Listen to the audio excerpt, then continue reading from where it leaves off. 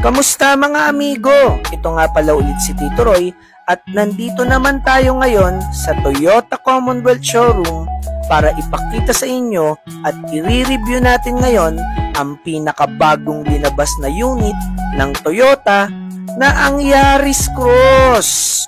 Itong variant nga pala na to ng Yaris Cross, yung pinapakita ko sa inyo, ito yung tinatawag na Yaris Cross 1.5B CVT.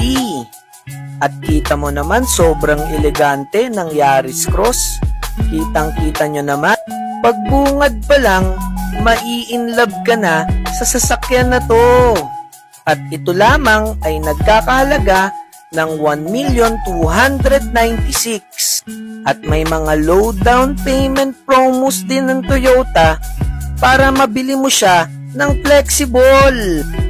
Ang kailangan mo lang gawin ay pumunta dito sa Toyota Commonwealth. Ilalagay ko yung link ng address ng Toyota Commonwealth at hanapin mo mismo si Tito Roy para makilala mo si Tito Roy ng personal, dahil si Tito Roy mismo ang mag-a-assist sa'yo sa pagbili mo ng bagong sasakyan. At tuloy na nga tayo sa review. Ito naman yung rear view ng Yaris Cross. Naka-kick sensor na yan at naka-power na yung likod niyan pagka binuksan mo. Sa katunayan nga yan, pag marami kang dala, pag galing ka sa grocery, hawiin mo lang ng paa yung ilalim at pusa ng bubukas ang likod niyan. At pwede mo rin pindutin sa may susian niya, dun sa smart key na tinatawag, para bumukas yung power rear tailgate niya. Ang ganda talaga ng Yaris Cross. Naka 18 inches alloy mag wheels nga pala yan. At yung color na tinitignan natin ngayon, yan yung tinatawag na greenish gunmetal. O diba? Napaka-elegante ng kulay.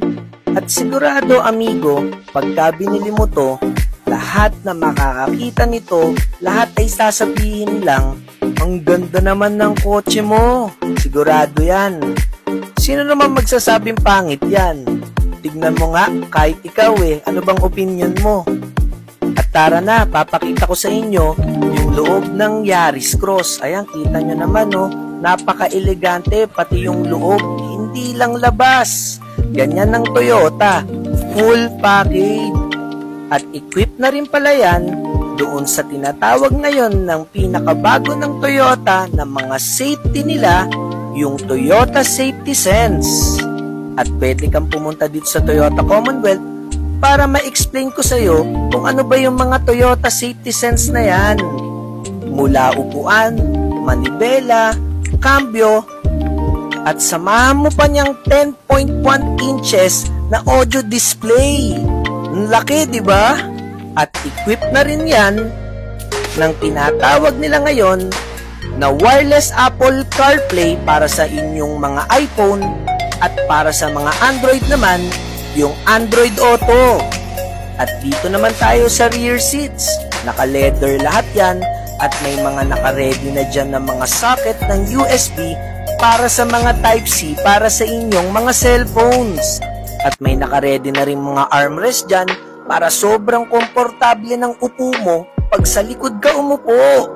Napakalimig din ng aircon nito para saktong-sakto sa mainit na panahon dito sa Metro Manila. At meron din siyang auto climate control na siya na mismo mag-a-adjust para mapanatiling malamig ang iyong cabin. At tara, buksan naman natin yung likod ng Yaris Cross para mapakita ko sa inyo kung ganong kaluwag. At eto na nga yung likod ng Yaris Cross. O diba ang luwag?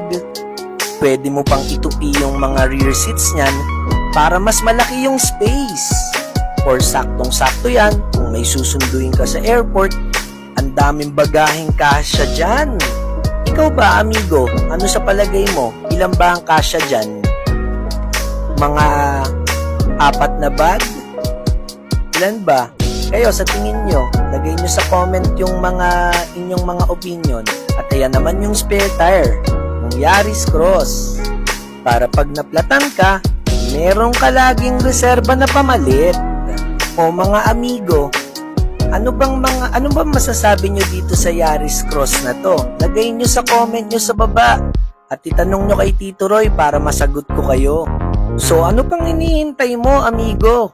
Pumunta ka na dito sa Toyota Commonwealth at hanapin mo si Tito Roy para mapakita ko sa iyo ng actual itong Yaris Cross na to. O paano, mga amigo? Kita-kita tayo ulit sa next video ni Tito Roy. Kita-kita tayo dito sa Toyota. Bye!